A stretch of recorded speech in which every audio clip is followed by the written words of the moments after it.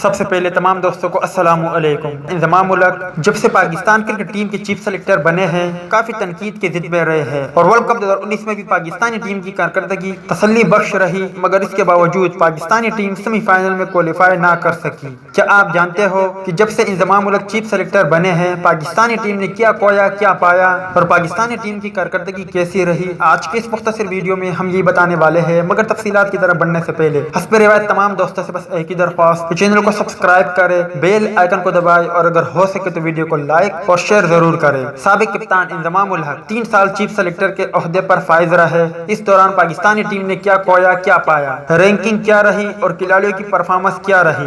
انضمام الحق نے chief selector کا عہدہ سنبھالا تو پاکستان ٹیسٹ ٹیم کی عالمی درجہ بندی میں پہلے نمبر پر تھا اور اب ٹیسٹ رینکنگ میں 7واں نمبر ہے۔ ان کے دور میں پاکستانی ٹیم نے 28 ٹیسٹ میچ کھیلے جن میں 17 میں شکست کا منہ دیکھنا پڑا، جبکہ صرف 10 ٹیسٹ میچز میں کامیابی ملی۔